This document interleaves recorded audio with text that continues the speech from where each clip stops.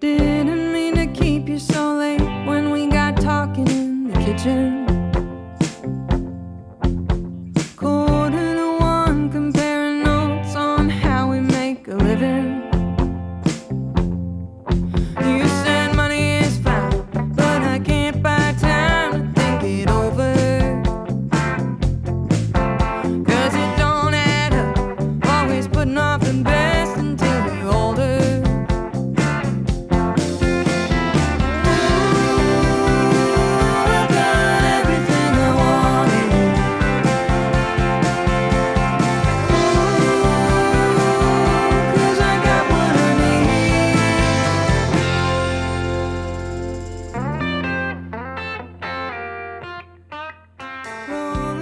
While growing up in Grand Rapids, Michigan, a young Beth Bombara took piano lessons in grade school.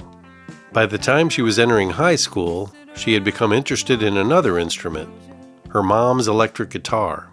She formed a punk band, Green Means Go, wrote some songs with her bandmates, and before long was playing for local audiences and gaining a loyal following. After attending college in both Michigan and Illinois, Beth moved to St. Louis, where she lives today. And that following she had in high school has now grown into a very large fan base. She stopped by the Fret studio today, and I really hope you enjoy this episode as much as I enjoyed talking with the very talented singer-songwriter and guitarist, Beth Bombara.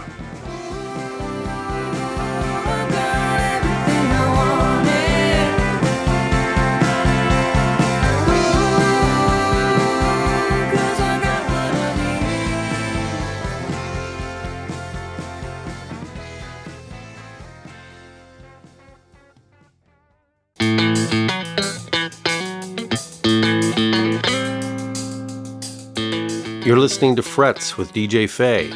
No lessons, no technique info. I just talk to people who play guitar. Stay tuned.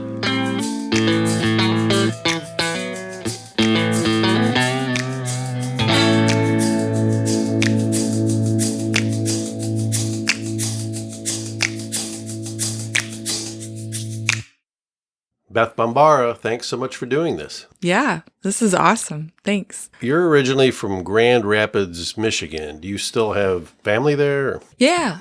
All my family still lives around that area, actually. So I'm sort of like the black sheep that left. Yeah, I used to get up there a lot for, mostly the Detroit area for work. Did you ever visit Frankenmuth? Oh, yeah. Yeah, I'm familiar with Frankenmuth. We did a company Christmas party where I guess Frankenmuth is, they celebrate Christmas all year round. So that was sort of fun. Yeah. It's a fun little, touristy reason to go. We got all got kind of on a tour bus and went over there. Yep. Sounds about right. Yeah. You learned to play piano while you were still in grade school, I think? Yeah. I just remember being pretty young.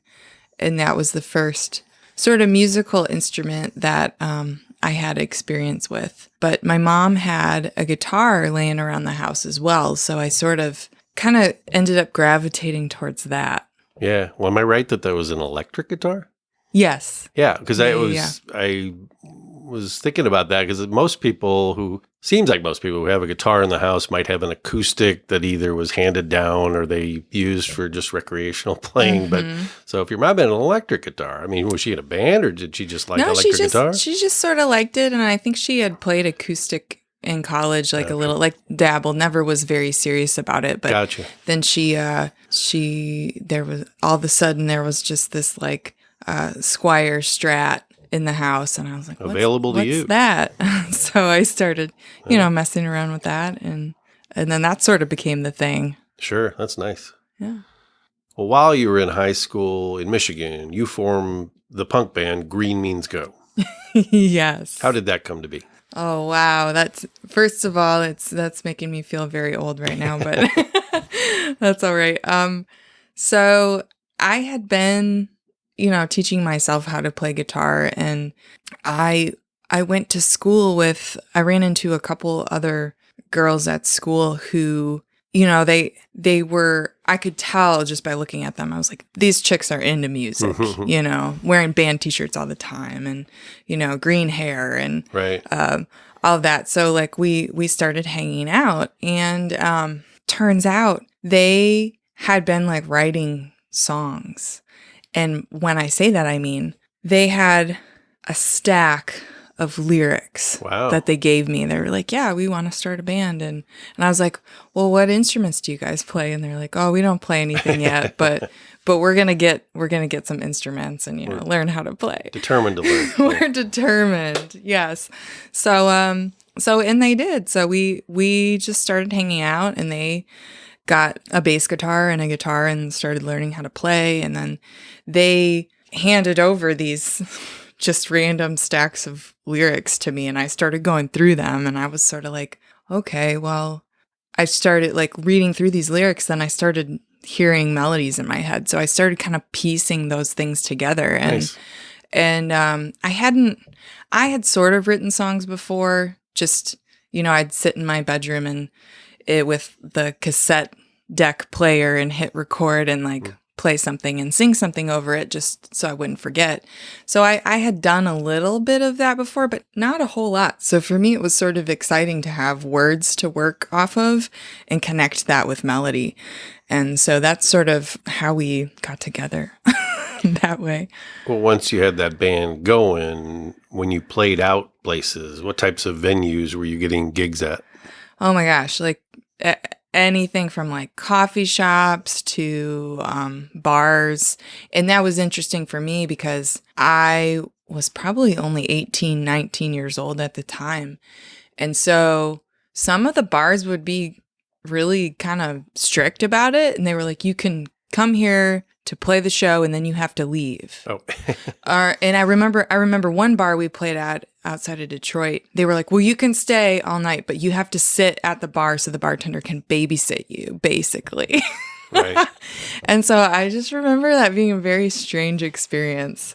But yeah, coffee shops, bars, and anywhere really. I think we played in a few church basements, like just the whole gamut. House shows, basement shows, all of it.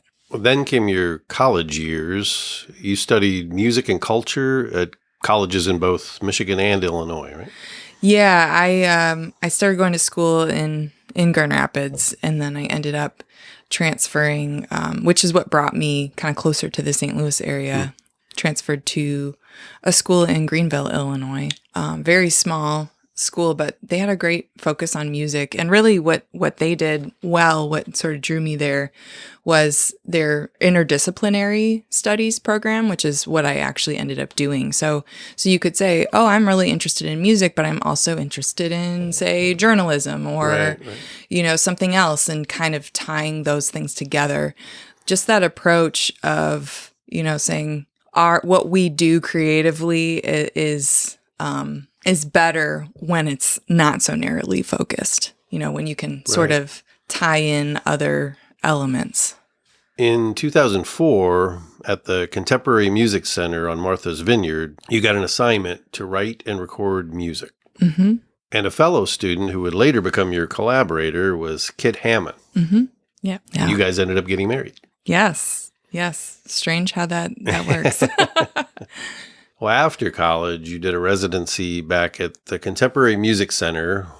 While you were there, you met Samantha Crane. Correct. Yeah. And you moved to Oklahoma and toured with her band, Samantha Crane and the Midnight Shivers. Mm-hmm. Yeah. That was a wild time.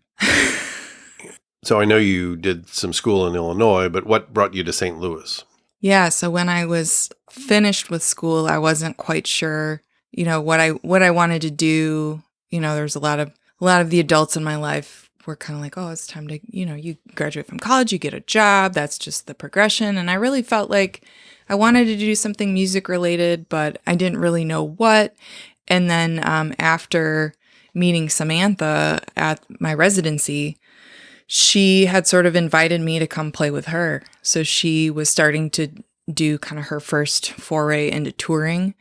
And so I said, you know what, this might be a good opportunity for me to sort of test this thing out, gigging and touring. And so I moved to Oklahoma and started playing music with her. And I did that for a year or so. And then I sort of, at that point, I was sleeping on couches. I didn't have my own space. And so after a little while of that, I was ready to sort of feel a little more settled, if that makes sense. Sure. And so then I moved back to the St. Louis area and sort of got an apartment and started doing my own thing here. Yeah. I'm still waiting for the sun to shine, for the world to return to something I recognize. I've been patient. How much more can we take? Yeah, the bend will surely break, and we're crumbling.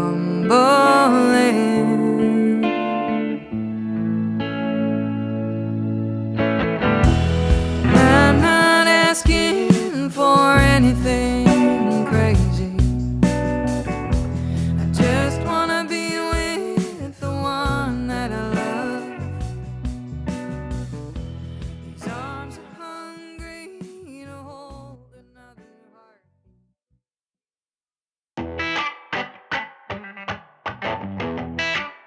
Looking to buy a guitar, an amp, pedals? Find great deals on all of these as well as audio and recording gear at reverb.com. You can also sell your gear through Reverb. They have great articles about music gear and bands. And Reverb believes music makes the world a better place.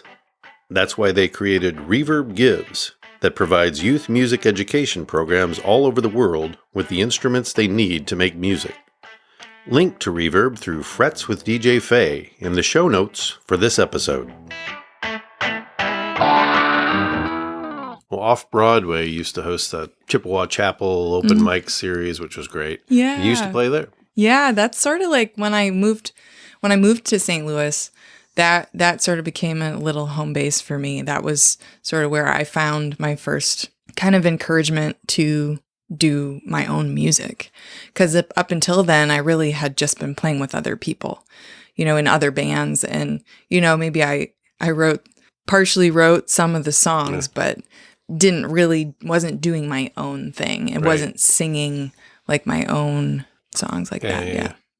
The only period where I did anything I was always nervous about, but I always wanted to do open mic. But Frederick's on Chippewa. Oh, yeah. I used to, once in a while on Thursday nights, I would practice a few songs out back and then get up there and do a few. And it was great. I missed that. It was fun. Yeah. Well, I always used to be so nervous. That was part of it, is like to get up there by myself. Yeah. And just sing with just a guitar. It felt very naked. It felt very vulnerable. Whereas like when I had a band behind me, it was a little more comfortable. Your support, yeah. Yeah, and so it really took me a long time to kind of break through that anxiety and that nervousness. When you got to the point where you were in the studio making records, your first solo record was an EP, Abandoned Ship. Mm-hmm. How was that experience for you? Well, you say getting into the studio, and that EP, I literally just had a computer and an M-Box, and I recorded it in my DIY. bedroom. Okay. Yeah, so that was very, but that's an important experience, I think, for any songwriter, musician to have, is, learning how to record something on your own is so empowering, and you learn a lot, so that when you do go into the studio, you're a little less blind. You kind of know the process a little bit better, and you know, how you like to work, which is really important.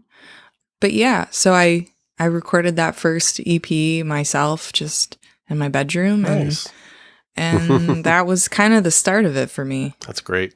And then fast forward to 2010, saw your first full-length LP, Wish I Were You. Yeah. So that was studio, right? Actually still at home though. Was it still at home? Really? Yeah, we did that one all. See, I'm assuming all this stuff was, it sounds so good. I mean, I was pretty broke at that point. So in order to, make a record, I needed to do it myself. That's great. But I say myself at that point, Kit had come along, and he's pretty into audio engineering. And so he built us a little project studio at home. So we recorded that record just at our house. That's really cool.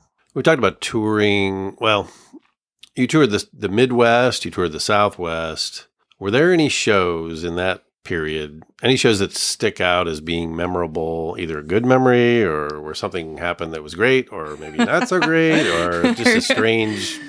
Oh, wow. That's you're talking about in all of my touring? Well, or yeah, just sure. Yeah.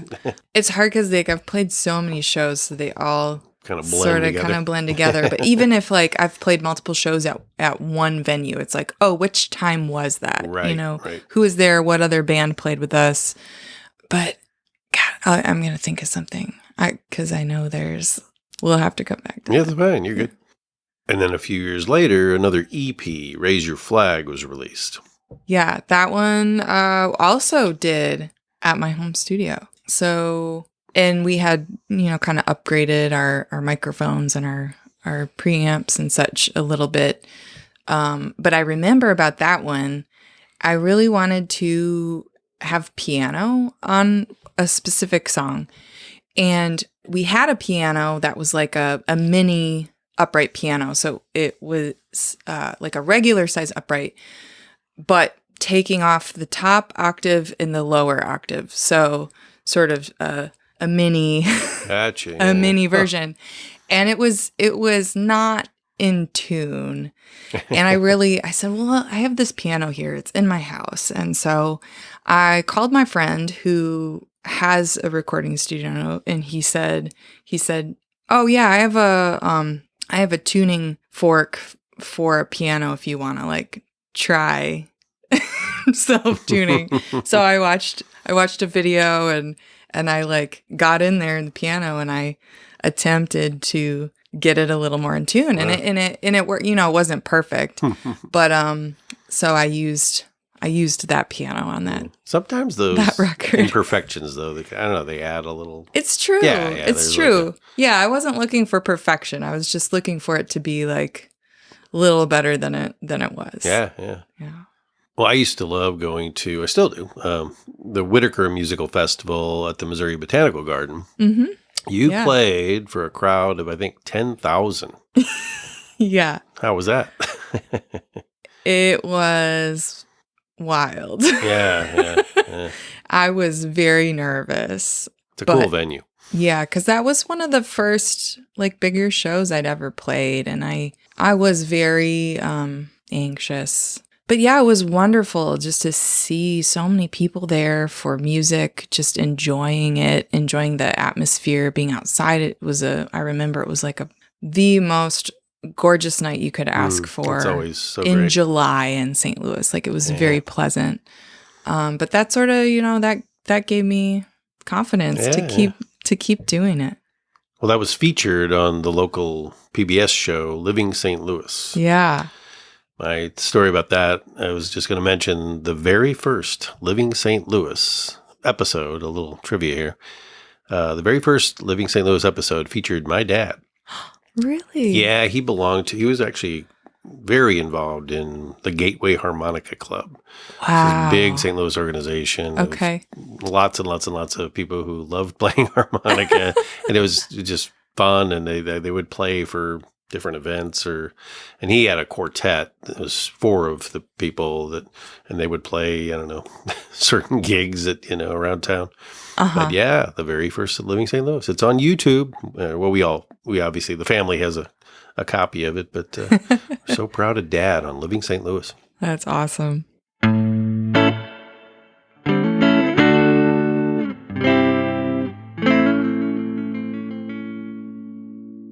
Stay tuned. We'll be right back. Hey, I want to talk about Plug. Plug makes it easy for you to purchase the personal technology you need at 40 to 70% off retail pricing. What can you get from Plug? Certified pre-owned devices including iPhones, Androids, AirPods, Macs, smartwatches, accessories, and more. I originally didn't even want an Apple Watch, but I got one from Plug and I love it. I wear it every day. Your purchase is backed by their unmatched 1-year warranty and 30-day money-back guarantee. One more very cool thing, Plug is dedicated to helping reduce e-waste around the globe. To date, Plug has helped save over 1 million devices from reaching landfills, and they're looking to double that number by 2025. Link to Plug Tech from the show notes and enter code DJFAY to help support this podcast. Plug Electronics. Check it out.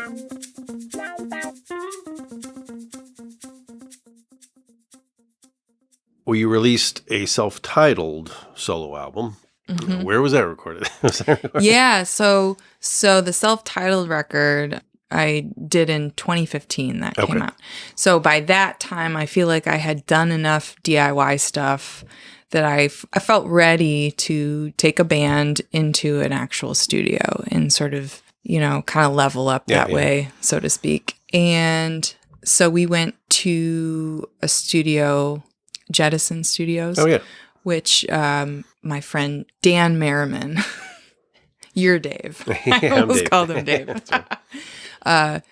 So yeah, we did the self-titled record with Dan Merriman at his studio, Jettison Studios, which he built just across the river, so like 45 minutes from St. Louis. And that to me, that was nice to kind of get out of my own space, because going from working in your home studio, there's a lot of distractions. Sure.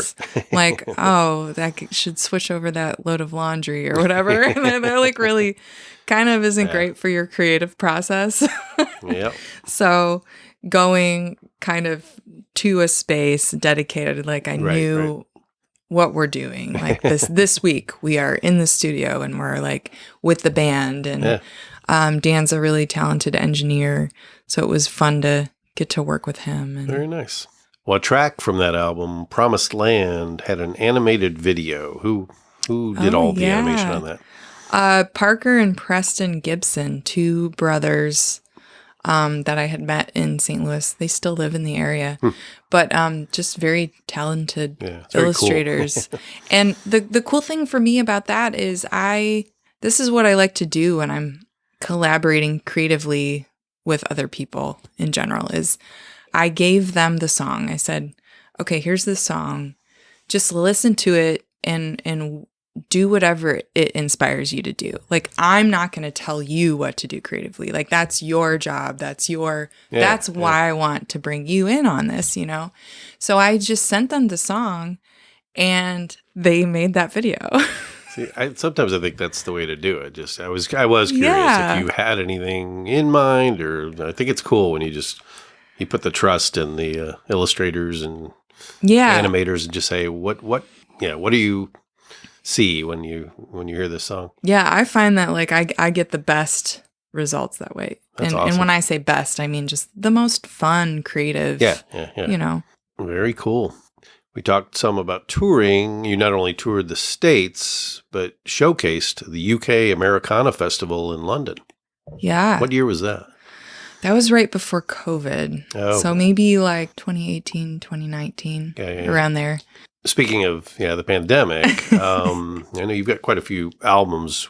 You were used to working from home a lot anyway, but I know a lot of artists who mostly worked in the studio up to that, and then they were finding themselves either sharing files over Dropbox or whatever, or recording at home in different ways. Did that affect you? I mean, obviously it put a damper on playing shows and stuff like that, but how else did the pandemic years affect? Yeah, I mean, it really did put a shift on, collaboration from afar.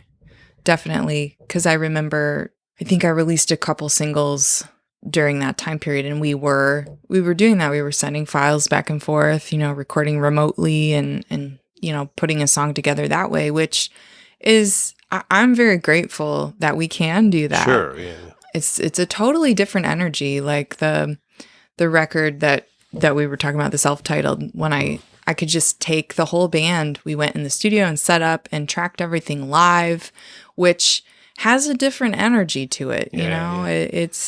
It's just different. But yeah, I'm grateful that we could sort of do things that way. And that time for me was just a big reflection time. For a lot of people. So many people I know like switched careers, and I had sort of been thinking about that. Like, do I really want to keep doing this? And my discovery through all of that was, the answer was yes. I want to keep doing this.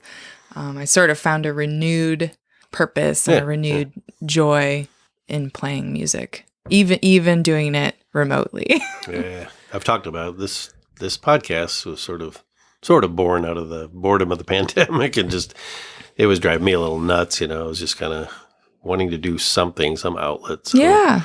I just decided to go for it, and it's been a lot of fun. Awesome. Yeah. That's so great. But it was just such a weird period because then, when we finally felt comfortable to get out to see shows, when things were starting to lighten up, yeah, you were just like proceeding with caution. Like you want so bad just to go hear live music, and, eventually did. But it was a very strange period for all of us. Indeed. If you're a podcast addict like me, you might have thought about starting your own. I'm having a lot of fun creating and sharing my podcast, Frets with DJ Faye. It seemed daunting at first, and I had no idea how to proceed after recording my first episodes. Then I discovered Buzzsprout. Buzzsprout has helped over 100,000 people, even knuckleheads like me, launch a podcast. The tools they provide make it incredibly easy to get your thing going. They'll also help you get your podcast into all the major podcasting platforms like Apple Podcasts, Amazon Music, Google Podcasts, and more. You get a great-looking website, audio players to drop into other websites, analytics, and tools to promote your podcast. To get a no-risk free trial of Buzzsprout, or to find out about their low-cost monthly plan options, follow the link in today's show notes and let them know that DJ Faye sent you. Learn the ins and outs of podcasting through people who eat, drink, and breathe it. Buzzsprout, the easiest way to start a podcast. Now, back to mine. This is Beth Bombara, and you're listening to Frets with DJ Faye. The new album, It All Goes Up, is just beautiful. Thank you. My favorite tracks, I love the album, but, and it's very diverse, but I love Give Me a Reason. I love that very dirty, distorted guitar, of course. Yeah. And also, of course, the track that opens the album, Moment. I mean, that song just makes me happy. Your vocals are lovely. Oh, thank you so much. I really love that song. Thanks. I love the album. Thank you. I had a lot of fun making that record. And part of me, you did use the word diverse. Part of me, I struggled with, well, can I put this song on this record? Because it is pretty different. Like, give me a reason. And I was like, well, why wouldn't I? Yeah. It's, It's nice. Thanks. Well, LA Weekly mentioned that they could hear some Amy Mann in your music. I can see that. I'm just curious, would you agree? Or how do you feel about comparisons in general? I think, well, comparisons are good because they help us connect something we don't know about to something else. So it's not like, I take that very loosely. But I will say I think Amy Mann is wonderful. Yeah. And so to be compared to her is a really positive thing. There are much worse comparisons. Exactly. Yeah. Even with your busy schedule, you provided the music for As You Like It for this year's Shakespeare in the Park. How do you find time? You just make the time, I guess. Well, I'm asking myself that. Well, and how did that come about? Yeah, so really, I have never done a theater production before, so it's my first kind of foray into that world. And I probably wouldn't have ever applied to do something like that. So the director of the show actually approached me and said, "Hey, I'm directing Shakespeare in the Park this year, and I am a fan of your music, what you do. I love your most recent record." And she said, "Is there any chance you would be interested in writing original music for this play?" Wow. And so I met with her and kind of talked about it, and I was like, "Well, I think I could probably do that." And then she says, "Okay, well, I'm glad that you're interested, but not only do I want you to write the music, I also want you to perform it live in the play, and I want to cast you as a character in the play." Wow. And so then I was like, "Oh, wow, that's like a whole nother level, right?" But I thought, it was the timing, it was far enough ahead of time that I sort of just blocked off a couple months of my schedule and said, "Okay, this is what I'm working on for a few months this summer." And it's been really nice to be at home but also be working on a creative musical thing. So yeah, it's been a really fun project to be a part of. For a lot of years, I lived walking distance from Forest Park, and I loved going over to see those Shakespeare in the Park. Mm-hmm. So fun. And what a great thing that they make it available to everyone. I don't know her personally, but I saw that the protagonist who played Rosalind was played by someone who lives right here in Webster Groves, Carolyn Amos. Yes. Yeah. Yep. She grew up in Webster. Yeah. And she, I think she studied at Webster University. Yeah. We like it here. Oh, and I mentioned, since we're talking about Webster Groves, you just played this past Monday at the Hawken House series. I can also walk to those, which I can walk, but my friend who lives a couple blocks away, closer to the park, will laugh when he hears this because he'll say, "Yeah, you can walk, but you always drive." I'm too lazy to walk over there. But those are nice. It's a nice venue. It's a nice little thing that they do. So, it's great. Yeah, it's very relaxed, like a chill atmosphere. Getting to play, they kind of turn the stage. They turn the front porch, so it's cool to be standing on this really old historic front porch of this house under a huge tree. It's nice. Yeah, it's really nice. Yeah, playing music. A lot of people were posting lots of pictures from that. A lot of my friends were talking about how much they love that show. Oh, that's great. Yeah. Stay tuned. We'll be right back.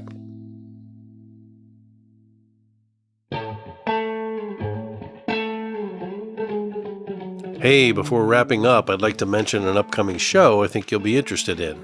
I'll share more details soon online and on the show, but here's what's happening. Rick and Nancy Wood are once again hosting their annual weekend music festival on the lake called, wait for it, Woodstock. Could there be a more perfect name? It's a great time, and there's always great music at Lake of the Ozarks and a beautiful setting on the water. The fantastic lineup this year features Blue Mountain, Chuck Mead, Chatham County Line, Lily May, Rough Shop, D. Clinton Thompson, and my lovely guest from today's show, Beth Bombara. More info on this fall festival in September and more Frets episodes coming soon. Stay tuned.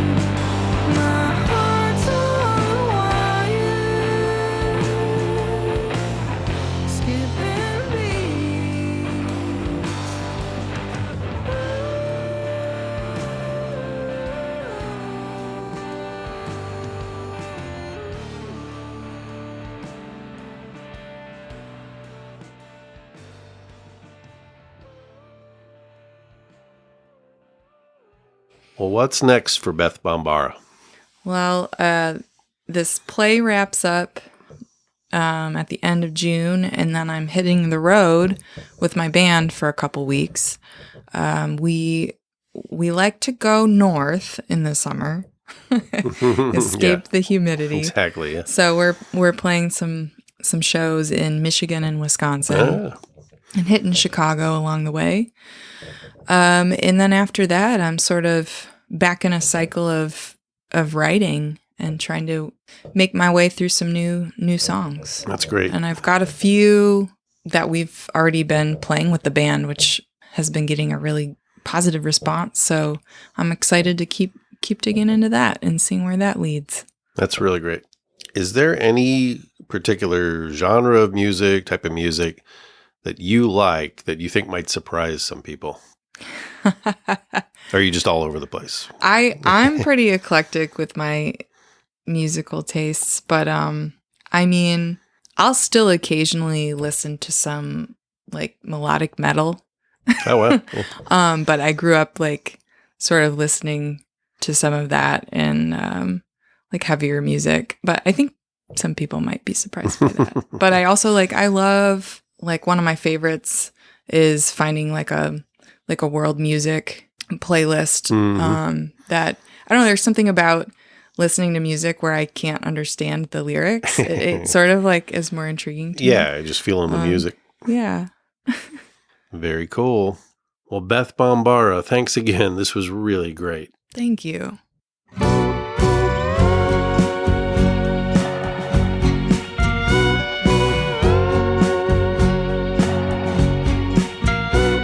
Some days it feels like I'm moving way too fast. The view out my window gets blurry when the present fades into past. There's no time to forget what we're here for. Oh, I wanna stay just a little bit. I wanna stay just a little bit longer. Slow down long enough to take a Polaroid picture and wave it around until a moment is material.